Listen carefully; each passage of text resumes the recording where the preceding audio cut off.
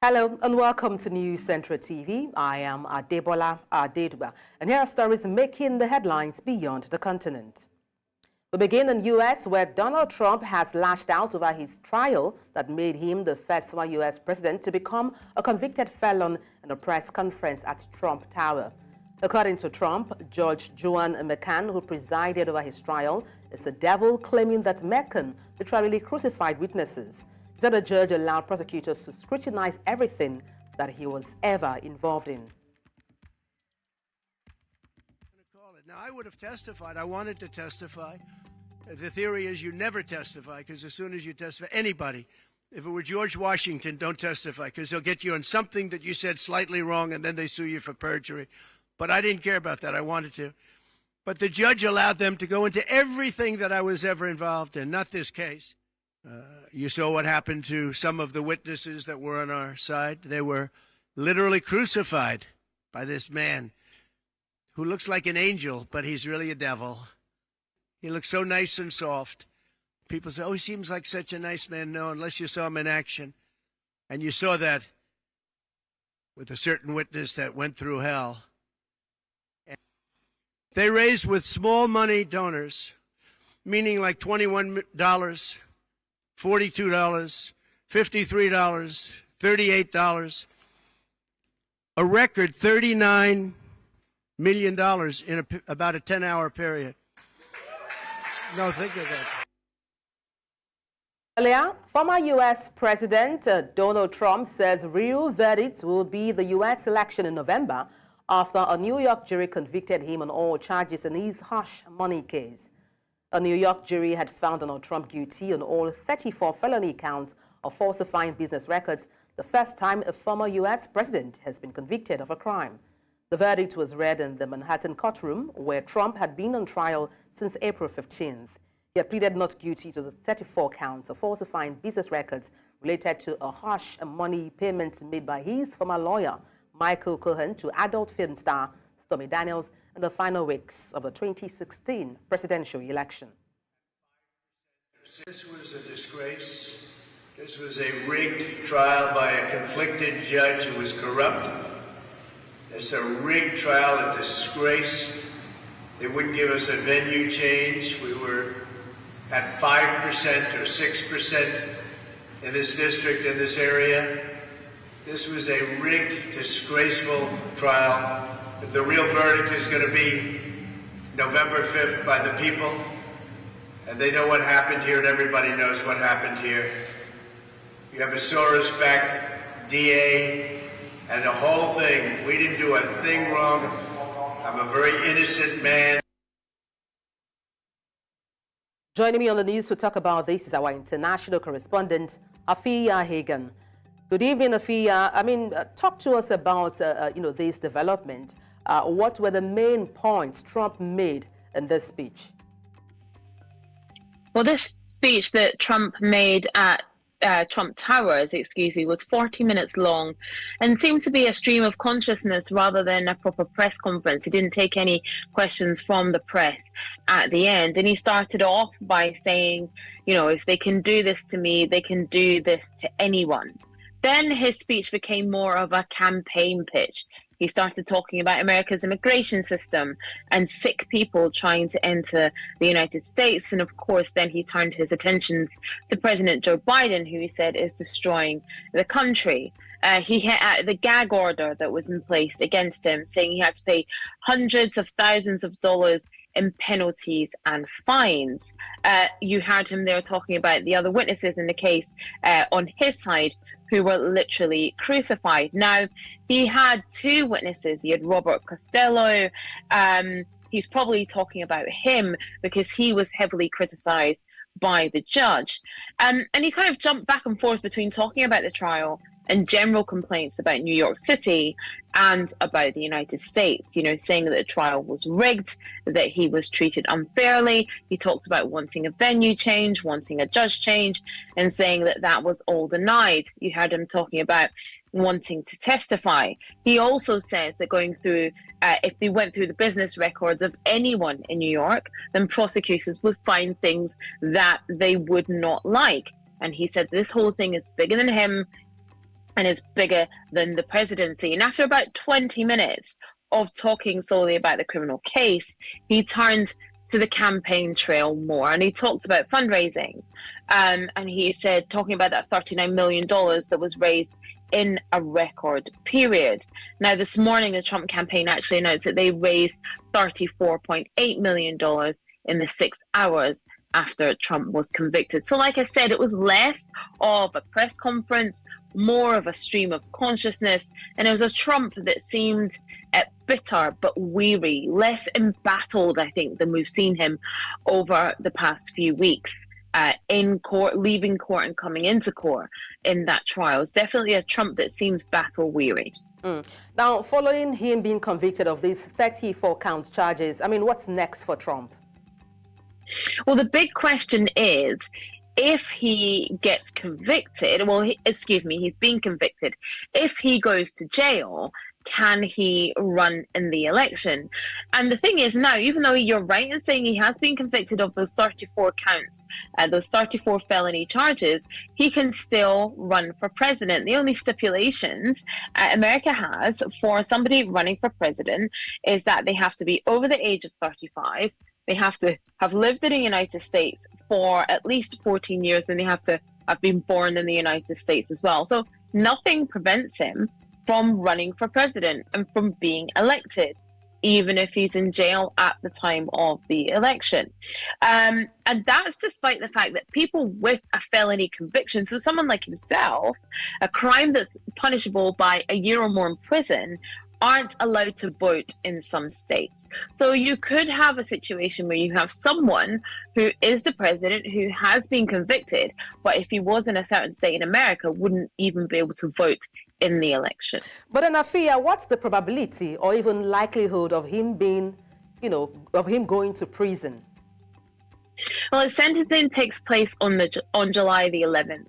And at the moment, nobody really knows if he will be serving a prison term or not. Now, the judge is likely to look at his background in this instance. So he's a first-time offender. He is a bit older. He's 77 years old. There's a lack of previous convictions, and this is also a non-violent crime. So this particular crime, this is a Class E felony in New York.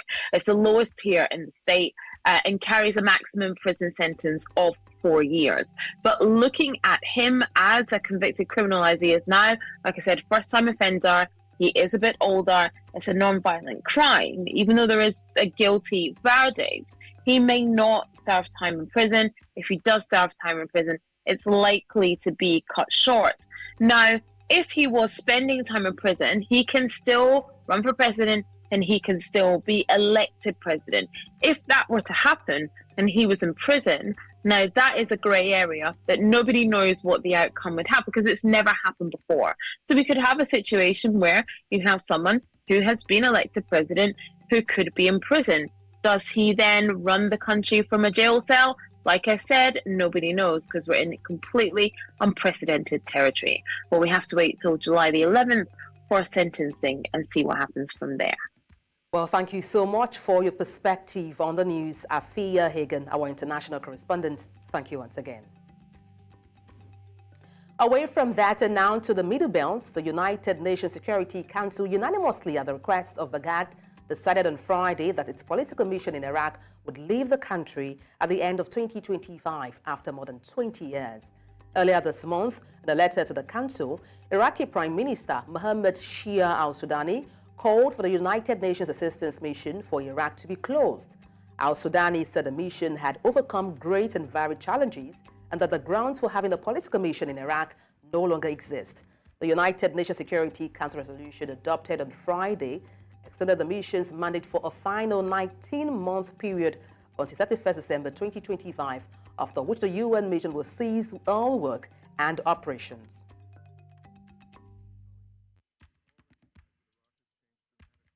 Recent years, and that UNAMI's mission needed to be realigned as part of our commitment to fostering a secure, stable, and sovereign Iraq. And we, as members of this Council, will continue to monitor further progress toward achieving important milestones in the Secretary General's forthcoming reports and recommendations. убеждены, что за 20 лет с момента своего создания МОНСИ в полной мере реализовала свой потенциал по содействию восстановлению иракской государственности, и теперь народ Ирака готов взять на себя всю полноту ответственности за политическое будущее страны.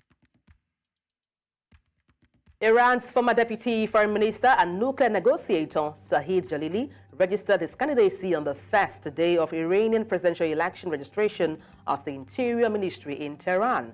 The elections were originally slated for 2025, but were brought forward following the death of Iran's late president, Ebrahim Raisi. The official INA News says candidates' registration for the 14th presidential elections began at 8 a.m.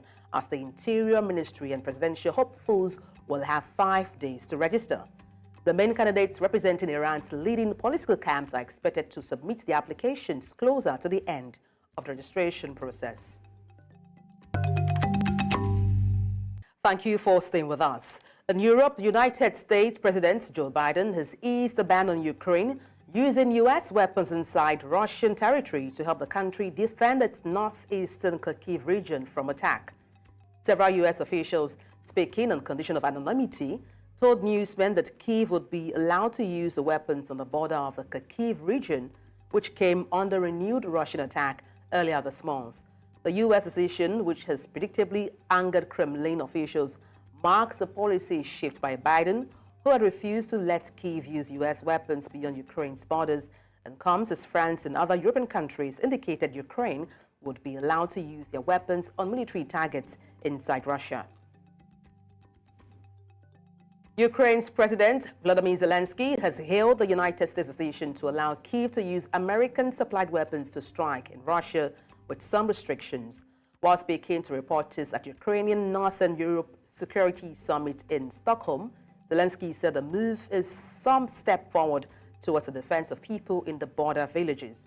This comes after the President, Joe Biden, eased the ban on Ukraine using U.S. weapons inside Russian territory to help the country defend its northeastern Kharkiv region from attack. This is what will be, but I think anyway, this is some step forward to that goal which we discussed before, to make possibility to defend our people who live in the villages through the borderline, and that's it for today. That's it. Russia has accused NATO and the U.S. of provoking a new level tension after the U.S. and Germany became the latest allies to let Ukraine's military use Western-supplied weapons to strike targets inside Russia. Berlin spokesman said Germany was convinced Ukraine had a right to defend itself from Russia, especially from cross-border attacks on its second-largest city, Kharkiv. This comes after U.S. officials said American-supplied weapons could be used to counter Russian fire near the Kharkiv region, either where Russian forces were hitting them or preparing to hit them. Ukraine's President Volodymyr Zelensky said the decision would help protect civilians living in villages close to the Russian border. And to talk about this, I'm joined live on the news by an international analyst, Bolu Michael B. Good evening. Glad to have you join me. Good evening. Thank you for having me. Let me just kick off with your reaction to these developments. It's not a welcome development, being that what we'd like to see in the news is, the two parties sitting at the table to try to find a solution to this war. What we are seeing is sort of, a possible escalation in the sense that the subtle approval for the use of U.S. weapons on Russian soil shows that the strong support for Ukraine, and also, it has wide-ranging implications as regards the conflict. So it's not a welcome development. We want to see a negotiation, not the use of weapons. And it doesn't even matter where the weapon is coming from, because on a daily basis, people are still dying, whether it's from Russia or Iran, wherever the weapon is from, people are dying, and it's very sad development. But then how do you think this policy shift impacts the ongoing conflicts between Ukraine and Russia? Well, as for Ukraine, that would be, it kind of strengthens their military capability because, I mean, the US weapons are very, very, high tech and super dangerous and all that. So it kind of enhances their defense capability to stand against Russian aggression. But on the flip side, from the Russian side, if they perceive such, such approval as provocative, and they may want to up their game as well by using more dangerous weapons, maybe chemical weapons, or even heavier weapons, whatever it may be. They may want to level up as well, or go all out if they perceive it as a provocation. Now, on a broader level, what does this development mean for broader geopolitical tensions between Russia and the West? Because they are now taking a more direct involvement in the war, kind of, they're standing, strong and taking total side with the Ukrainians, kind of pitches Russia against NATO, and it has wider implication because now it goes beyond the war. It might go beyond the war. It can affect their trade relations. It can affect information sharing and other things involved. So it goes beyond the war. It can lead to diplomatic strain beyond the conflict.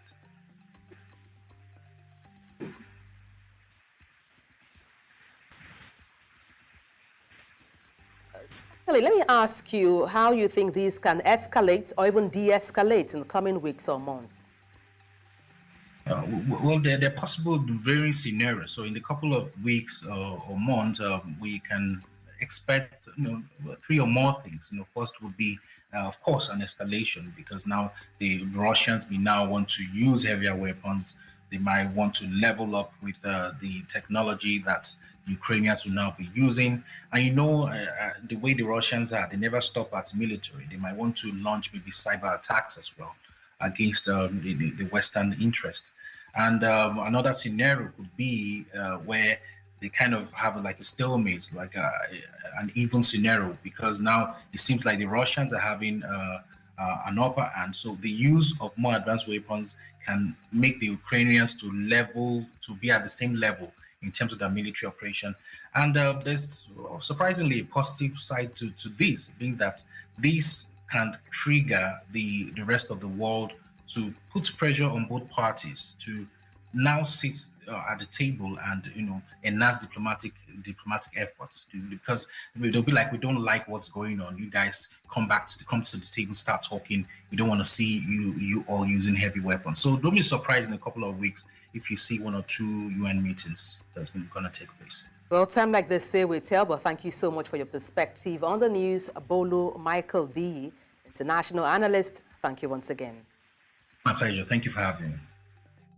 Finally, in Asia, China's Defense Ministry spokesman Wu Xian says the meeting between U.S. and Chinese defense ministers was positive, practical, and constructive after the rare direct talks were held in Singapore.